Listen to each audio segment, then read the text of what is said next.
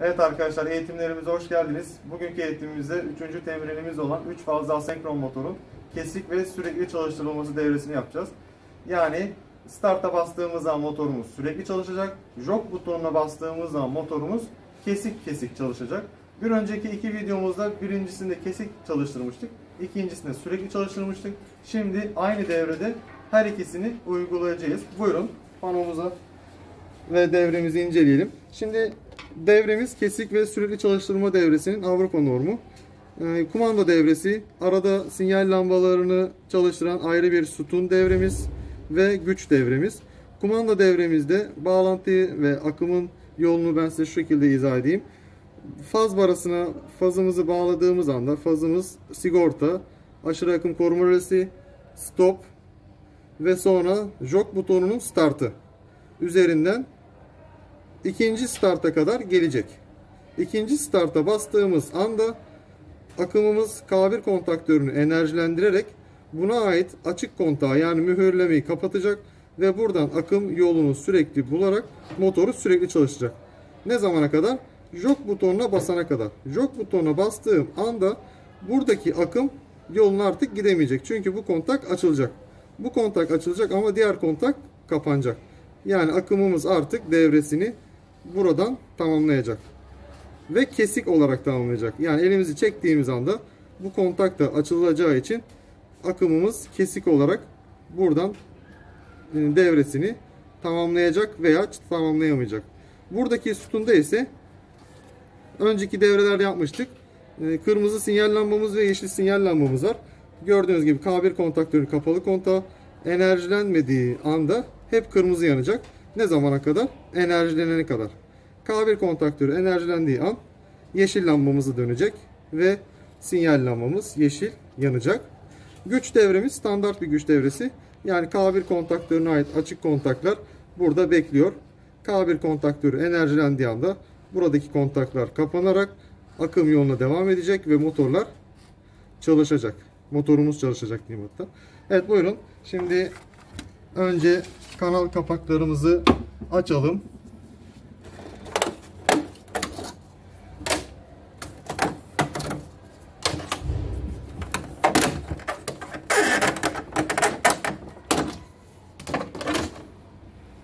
Evet, şurayı açalım. Şurayı açalım. Ve şunu da açalım.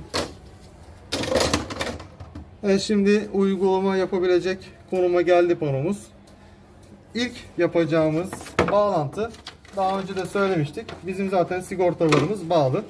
O yüzden biz fazımızdan alacağız. Direkt aşırı akım rölesinin 95 nolu ucuna kablomuzu bağlayacağız. Bugünkü devremizde şöyle bir şey yapalım. Kullanacağımız aşırı akım rölemizi raya montajlı değil, kontaktöre montajlı olanı kullanalım. Kontaktöre montajlı aradaki fark ne? Sadece kontaktöre montajımızı yapıyoruz ve kontaktörden bir önceki devrelerde görmüşsünüz 3 fazı aşırı akım rölesinin girişine bağlamıştım. Burada o şekilde bir ekstra bağlantıya gerek olmuyor. Kontaktöre montajlı böyle bir avantaj var. Devresine göre avantajı veya dezavantajları var. Evet, şimdi kablomuzu alalım.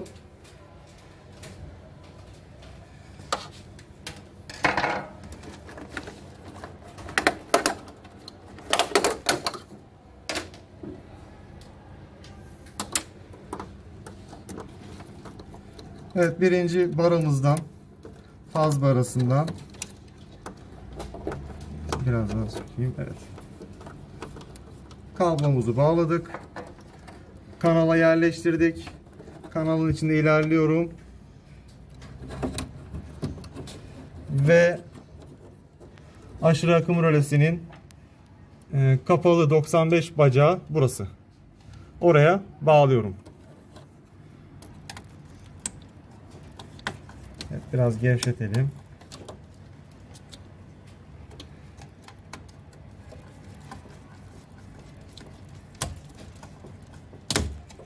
Evet, kablomuzu kontrol ettik. Herhangi bir gevşeme, çıkma yok. Şimdi geldik 96'dan. 96'dan herhangi bir stop butonuna giriyoruz. Şimdi bizim Daha önceki uygulamalarda da söylediğimiz gibi stop butonunda önce bir acil stop butonuna giriş yapıyorduk.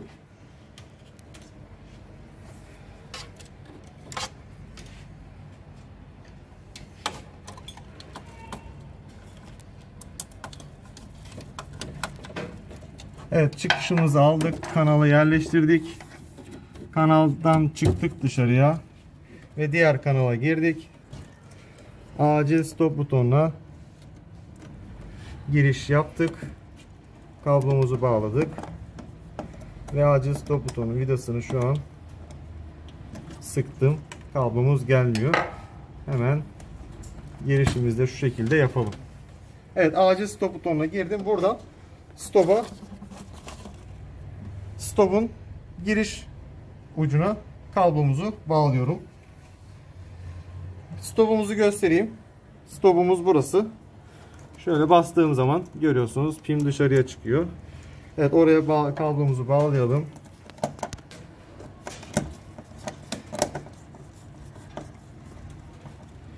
Acil stop bağlantımızı yaptım. Kanalı yerleştirdim. Ve kanaldan çıktım.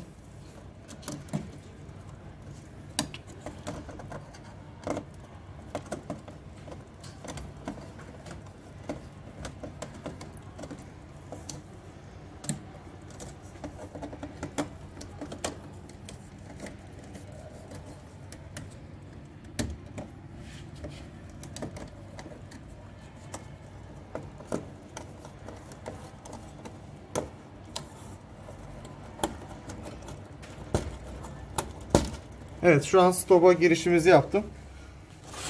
Stop'tan çıkıyorum. İlk önce Avrupa normunda sütun ilerleyeceğiz. Yani önce birinci sütunu bağlayacağız. Sonra ikinci sütun, sonra üçüncü sütun. Bu şekilde bağlantılarımızı yapacağız. Bu şekilde karmaşanın önüne geçmek için. Stop'tan çıkıyoruz. Jog butonunun stop'una giriyoruz. Görüyorsunuz, jog butonunun stop'una. Evet, bağlantımızı yapalım.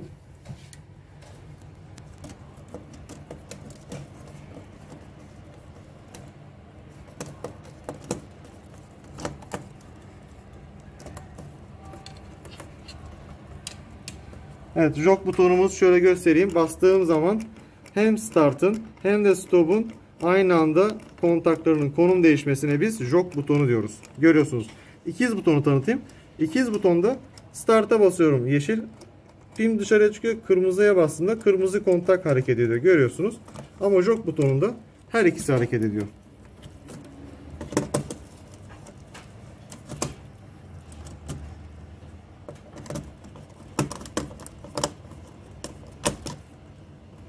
Evet, burası da tamam. Kanalımıza yerleştirelim kablomuzu.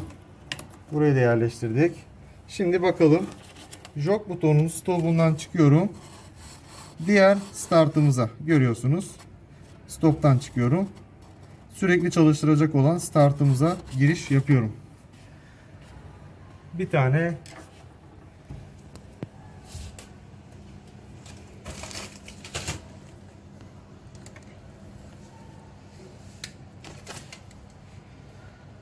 kısa kablo gerekiyor bana.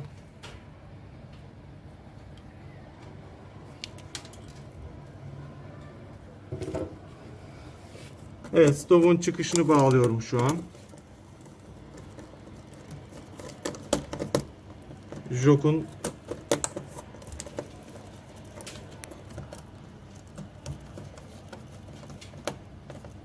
evet, çıkışa kabloyu bağladım. Kanala yerleştirdim.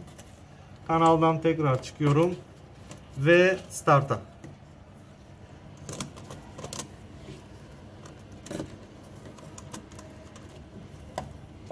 Bir saniye şöyle.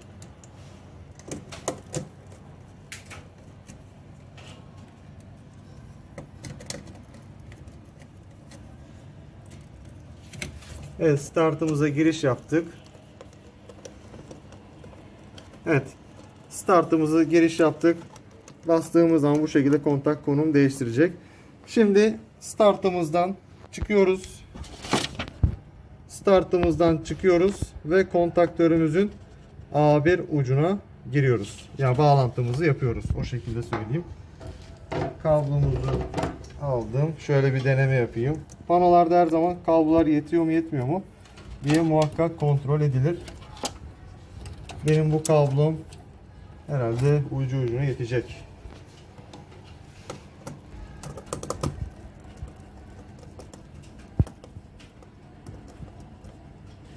Evet. Startımın çıkışına kablomuzu bağladık. Kanalın içinde ilerliyorum. Kanalımıza da yerleştirdik. Panoya geçtim. Panonun içinde ilerliyorum. Ve şu şekilde bugünkü kullanacağımız kontaktörümüz LC kontaktör. A1 ucumuz da şurada. Şöyle göstereyim. A1 ucumuzda görüyorsunuz. A1, A2. Gevşetelim. Evet, gevşettik ve sıkalım şimdi vidamızı. Evet, kablomuz çıkmıyor. Gayet güzel. Hemen kanalımızın içine yerleştirelim. Evet, A1 ucunu bağladık. Şimdi geriye A2'ye bir adet nötr kablosu bağlamak kaldı. Bağlayalım.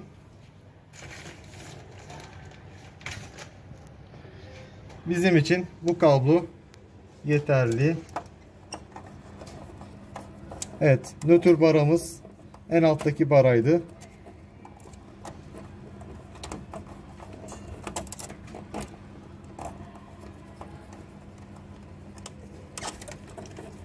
Şurada da bir kanal çıkmış. Onu da bağlayalım. Kablo çıkmış.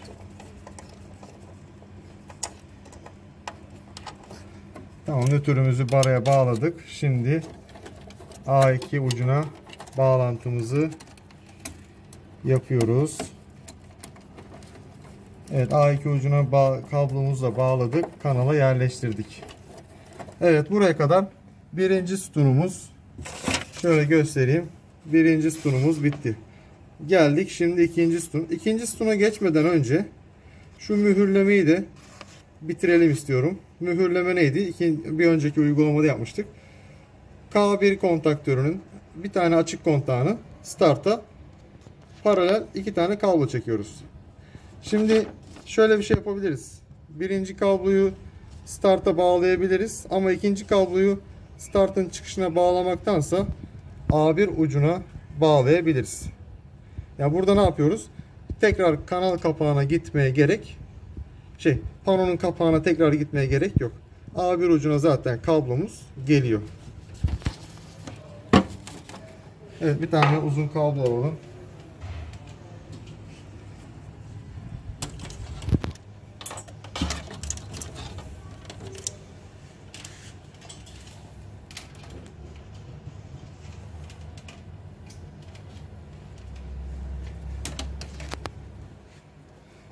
Evet, şöyle göstereyim. K1 kontaktörümüzün birincisi kapalı kontak NC, ikincisi açık kontak NO, 3 ve 4 kapalı. Bize bir tane açık kontak gerekiyor şu an.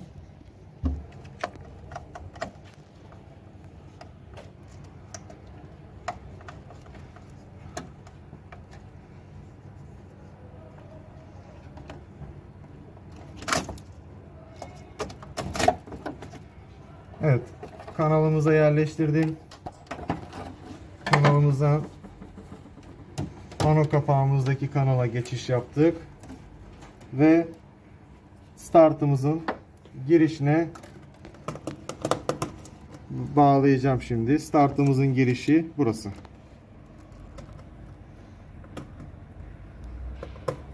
Şimdi arkadaşlar, önceki uygulamalarda size en çok dikkatli olmanız gereken şeyin giriş ve çıkışları neresi yaptığınız önemli. O konuda çok size dikkatli olmanızı söylemiştim. Çünkü yavaş yavaş ek almalara başladık. Ek almalara başlayınca giriş çıkışların neresi olduğu çok önemli. Mesela bizim butonlarımız burada görüyorsunuz. Biz butonlarımıza hep sağdan giriyoruz, fark ettiyseniz. Hep sağda. Acil stop'a sağdan girdik. Stop'a sağdan, jog butonlarına sağdan, start'a da sağdan girdik. Çıkışlarımız hep soldan. O yüzden ek alırken en azından kafamız karışmıyor. Şimdi geldik K1'in açık kontağının çıkışını bağlamaya. Onu da startın çıkışına bağlayabiliriz ama zaten A1 ucuna gelen bir tane kablomuz var. O yüzden A1 ucuna bağlamamız bu kablo bizim için yeterli. Ne yapıyoruz? Bir adet kablo.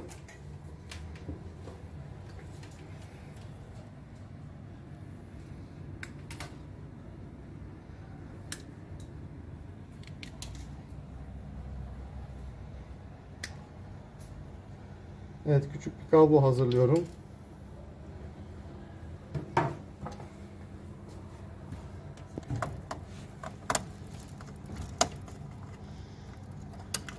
Bir saniye. Şöyle bir şey yapalım. Çıkıştan alacağız.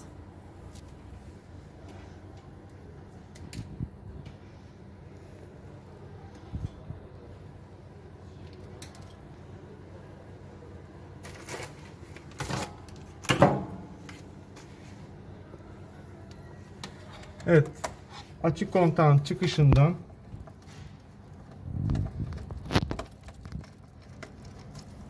kablomuzu bağladım. Vidamızı sıkıyorum. Ve kanala yerleştirdim. Gördüğünüz gibi. Kanalın içinden nereye geliyorum? A1 uca. Yani şuraya. Hemen şurada kablomuzu ayarlıyorum.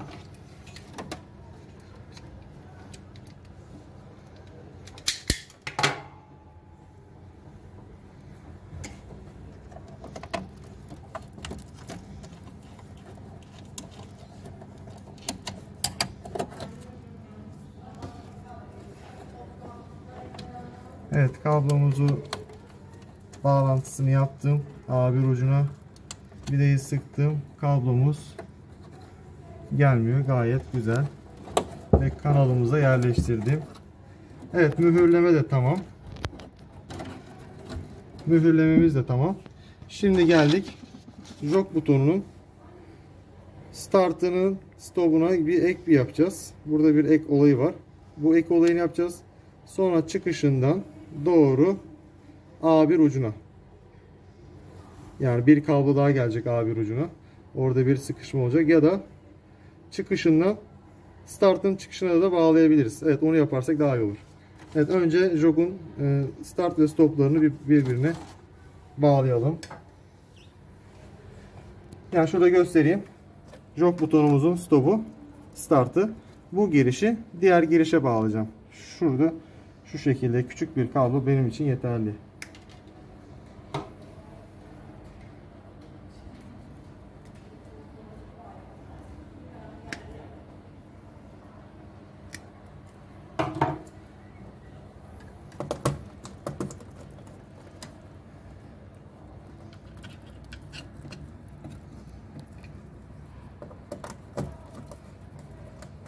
Evet, jog butonumuzun stopuna kabloyu bağladım. Şimdi startına kablomuzu bağlıyorum. Startına da kablomuzu bağladım. Kablomuz gayet güzel çıkmıyor. Şimdi geriye kaldı startımızın çıkışını, yani jog'un startını, çıkışını, açık kontağının çıkışını startımızın çıkışına bağlamak. Yani bizim startımızın çıkışı bu. Jog'umuzun açık kontağının çıkışı da bu. Buradan bir tane kabloyu buraya getireceğiz. Evet, bağlantıyı yapalım.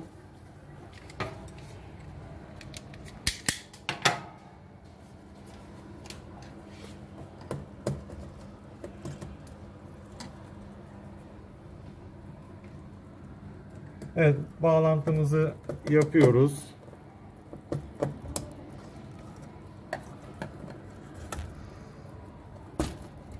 Evet, kanala yerleştirdik ve çıkış kontağına kablomuzu getirdik. Kablomuzu buradan kestik. Ucunu da kestim. Evet, vidamızı gevşetiyorum.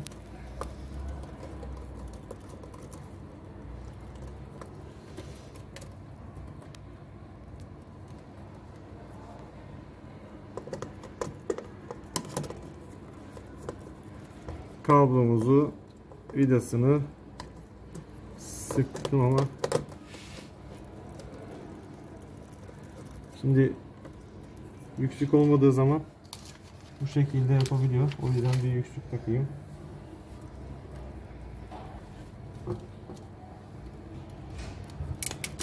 Evet, bir tane yüksüğümüzü taktık. Şimdi daha sağlam olacak. Evet, bağlantımızı yaptık. Buraya kadar kumanda devremiz bitti. Şimdi sinyal lambalarını bağlayacağız. Dün yapmıştık. Bir önceki videoda. Direkt fazımızdan bir tane kablomuzu K1 kontaktörünün kapalı kontağına gireceğiz. Bağlayacağız. Çıkışından kırmızı sinyal lambasına X1 ucuna bağlantı yapacağız. X2 ucuna da nötr bağlayacağız. Evet, bağlantımızı yapalım.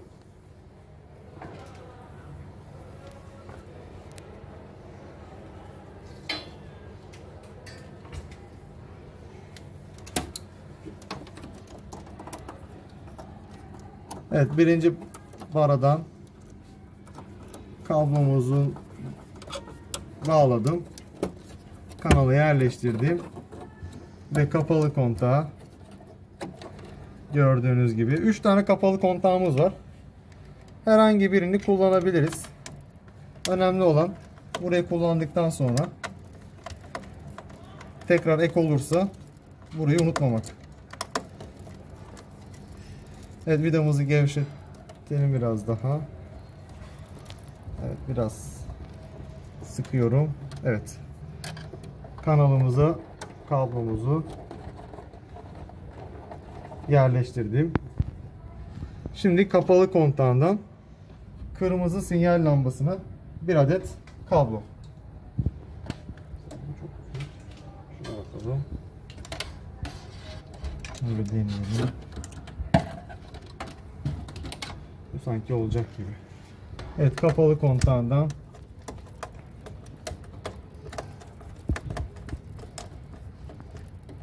evet, sağlam oldu. Kanalımıza yerleştirdim. Orta yola geldim. Orta taraftan kapağa geçiş yaptım. Ve X1 ucuna, X1 ucu burada. X1 ucuna kablomuzun bağlantısını şu an yapıyorum.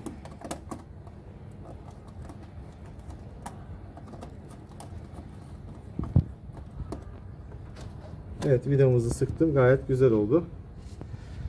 Şimdi X2 ucunu, lambanın X2 ucunu nötre bağlayacağız.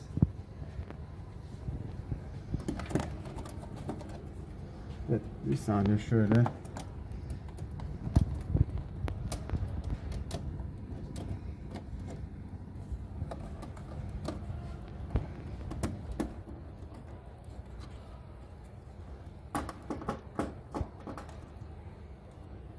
Gayet güzel oldu. Bağlantımızı yaptık. Kanala giriş yaptık. Panoya geçtik. Buradan nötr barasına gidiyoruz. Ve nötr barasından kablomuzu bağlayacağız şimdi.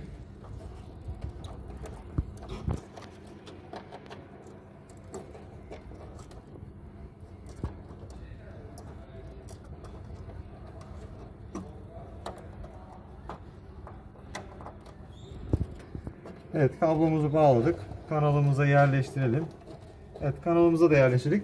Kırmızı sinyal lambamız bitti. Şimdi geldik yeşil sinyal lambasına. Yeşil sinyal lambasında gördüğünüz gibi açık kontağı az önce kullanılan kapalı kontağın girişinden ek alabiliyoruz.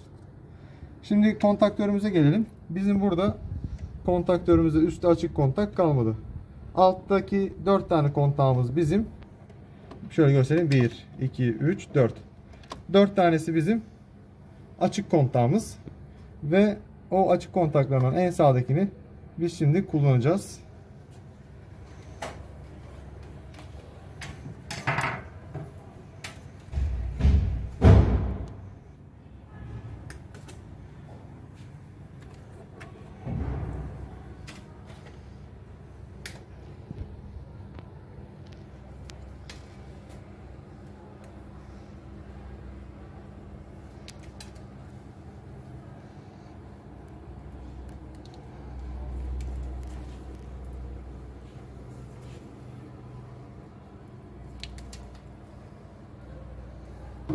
Evet, bağlantımızı yapalım.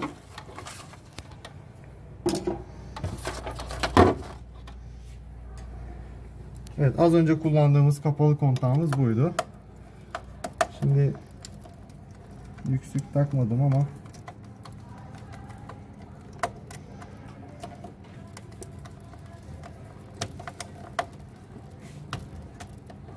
tamam, herhangi bir sıkıntı yok. Tekrar kanala giriyoruz. Kanala bağlantıyı yaptık. Tekrar şuradaki kontağımıza, açık kontağımıza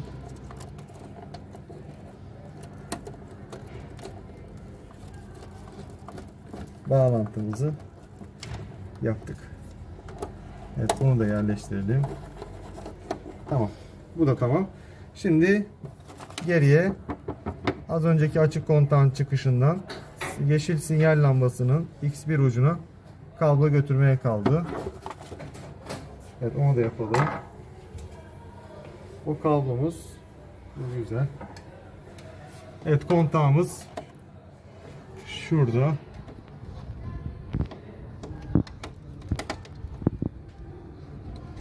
En alttan. Şimdi şöyle söyleyeyim. Buradan kabloyu bağlantısı almak çok zor olacağı için şuradan alıyoruz.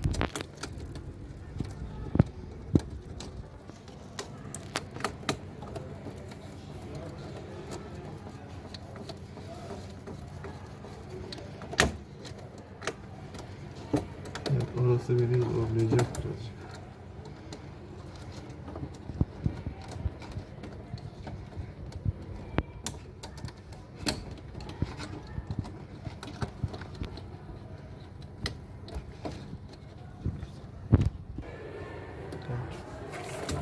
Evet, kablomuzu açık kontağın çıkışına bağladık.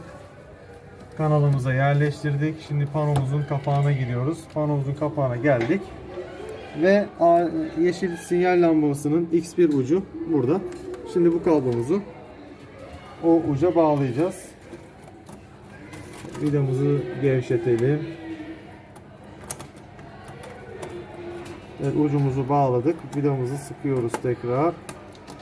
Şimdi kablomuz biraz bol oldu. Önemli değil. Kanalımızın içinde onu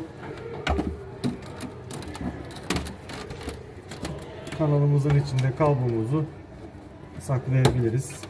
Şu şekilde. Tamam. Evet, buraya kadar gayet güzel oldu. Şimdi tek bir şey kaldı kumanda panomuzun. Yeşil sinyal lambasını nötre gitmek X2 ucundan. Şimdi önceki uygulamalarda direkt nötre kadar gitmeye gerek duymamıştık. Ne yapmıştık? X2 ucundaki nötr ucunu diğer kırmızı sinyal lambasının nötr ucuna bağlamamız yeterliydi. Evet, bir tane nötr kablosu.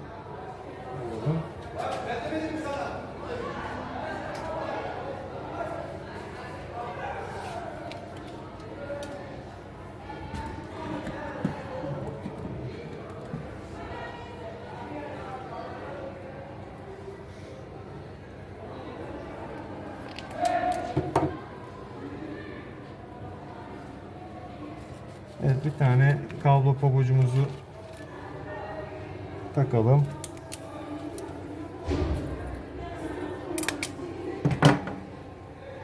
Diğer ucuna da pabucumuzu takalım.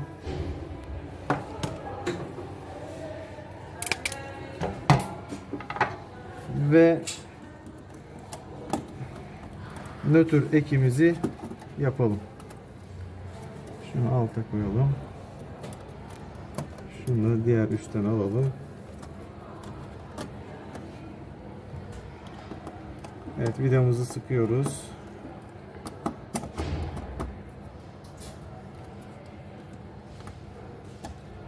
Evet, sağlam oldu. Kanalımıza yerleştirdik.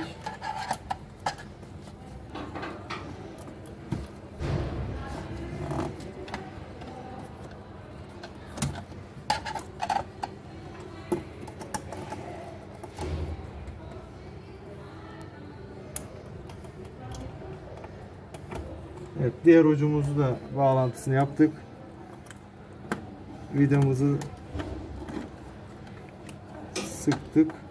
Tamam, sağlam oldu. Şu şekilde. Evet. Sinyal lambalarımızın da bağlantısını yapmış bulunuyoruz. Artık kumanda panomuz bitti. Pano kapağıyla artık bir işimiz yok. Spirallerimizi bağlayabiliriz. Evet, kablo spiralimizi, kablolarımızı bir arada tutmak için, karmaşıklık yaratmaması için bağlıyoruz.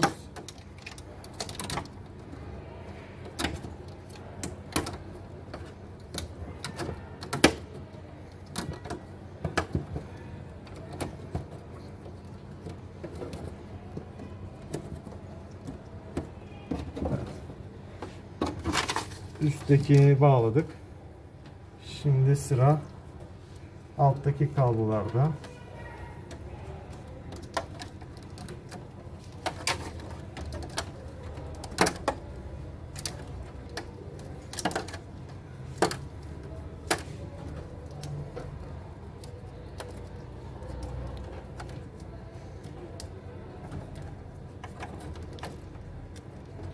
Evet, bu kablolarımızın da spiralini bağladık. Şimdi artık kanallarımızı kapatabiliriz.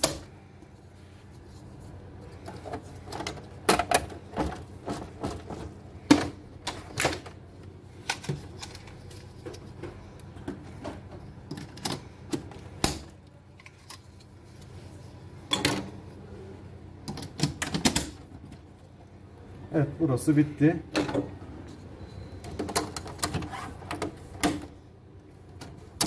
Evet, burayı da kapattık.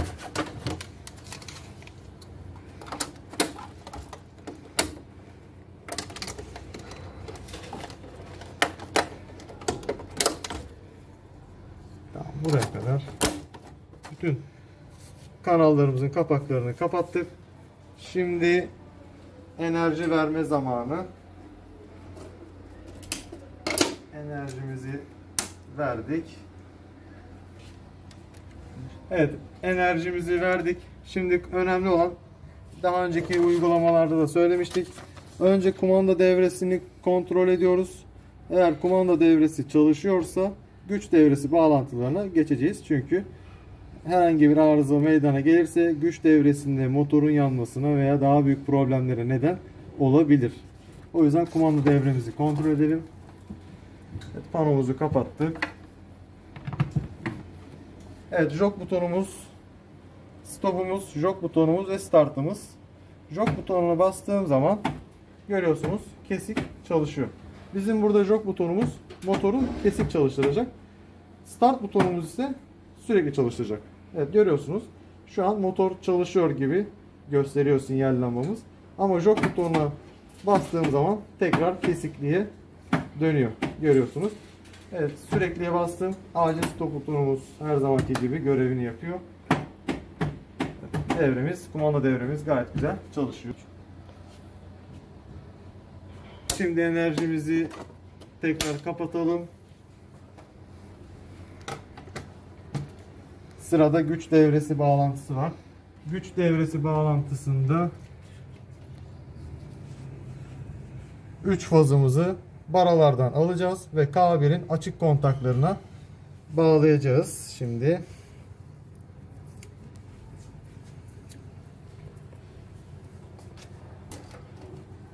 Evet, o bağlantıyı yapmadan önce kullanacağımız kanal kapaklarını tekrar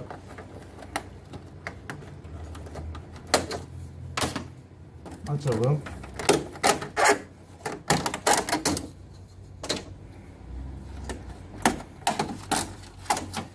Evet, kanallarımızın kapaklarını açtık. Şimdi sırada 3 fazımızı tek tek açık kontaklara bağlamak kalacak. Önce baralara bağlayalım.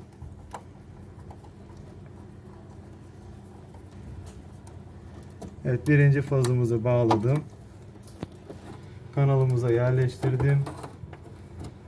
Ve açık kontak yani güç devresi kontağına, birinci güç devresi kontağına, açık kontağına bağladım.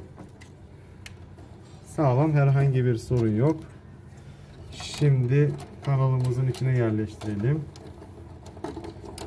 Evet, burası tamam. Geldik ikinci fazımıza. İkinci fazımızda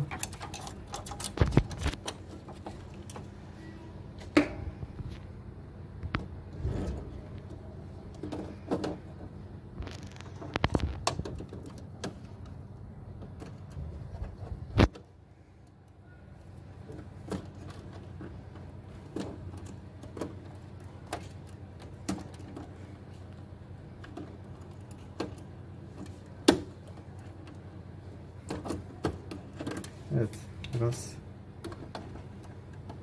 dar bir alan olduğu için biraz zorladı. Evet. Bara bağlantımızı da yaptık ikinci fazın. Kanalımıza yerleştirdik. Ve ikinci güç devresi kontağı olan açık kontağa kablomuzu yerleştirdik. Ve bağlantısını yaptık. Kontrol ediyoruz. Herhangi bir sorun yok. Kanalımızın içine kablomuzu yerleştirdik. Şimdi geldik üçüncü fazımız. Üçüncü fazımız kırmızı faz. Şurada görüyorsunuz. Bu zaten kısa, yeterli. Evet. Buradan da bağlantımızı yaptık.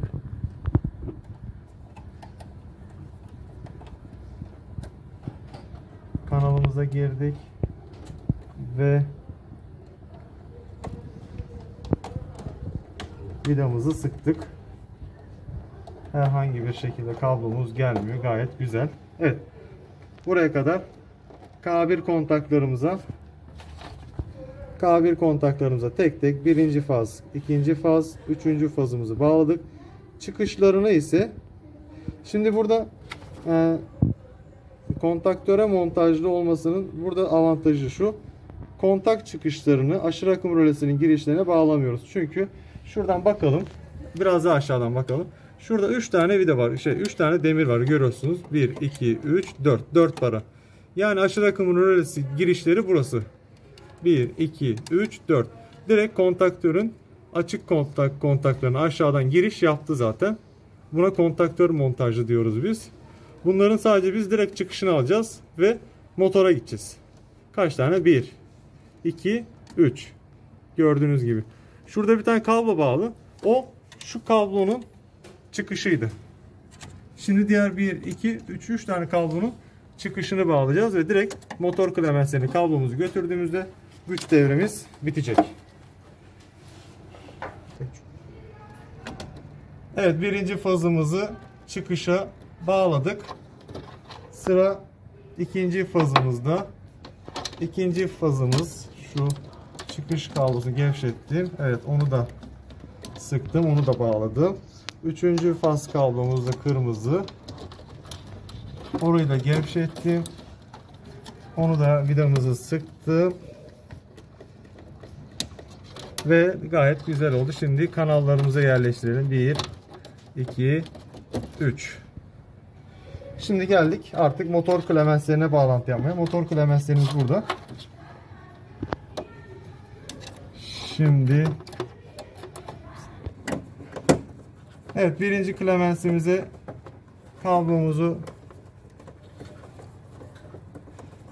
bağladık. Vidamızı sıkıyoruz. Kontrol edelim. Evet, gelmiyor. Gayet sağlam. Ve kanalımıza yerleştirelim. Her kablodan sonra arkadaşlar muhakkak kanal yerleştirmelerini yapmak zorundasınız. Yoksa karışır. Üst üste birikirse hepsi karışır. O yüzden her kablodan sonra muhakkak yerleştirmelerimizi yapalım. Kanal yerleştirmelerimizi. Evet, ikinci fazımızı da bağladık. Vidamızı sıktık. Gayet sağlam oldu. Şimdi üçüncü fazımızı bağlıyoruz.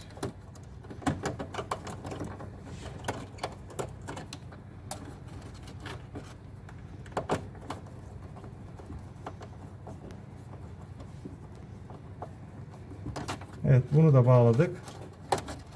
Gayet sağlam oldu. Evet, buraya kadar motor klemenslerini de bağladık. Motorlarımız da zaten aşağıda. Şöyle göstereyim. Onlar da bağlı. Direkt enerjimizi verdiğimizde motorumuz artık çalışmaya başlayacak. İçerideki malzemelerimizi toplayalım. Evet, şimdi artık enerji verebiliriz. Enerji vermeden önce malzemelerimizi toplayalım. Kanallarımızı kapatalım.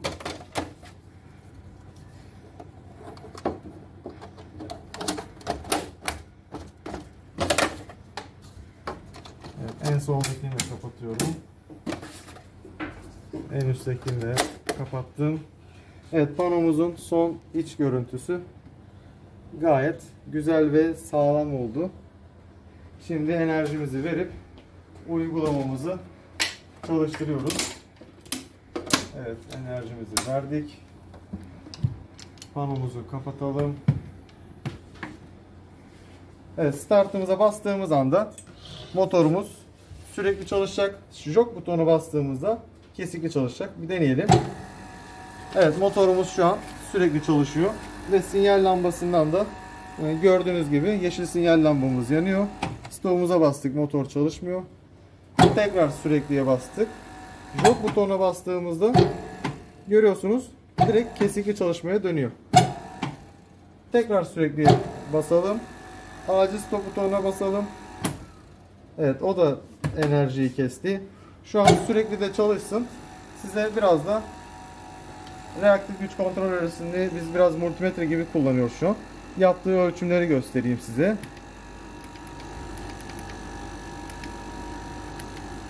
Evet, her fazımızda 235-234 volt var. Fazlar arası 405'er volt var. Her hattan çekilen akım 0.8 amper seviyesinde. Herzimiz 50. Evet, bugünkü uygulamamız buraya kadardı arkadaşlar. Bir sonraki eğitimlerimizde görüşmek üzere.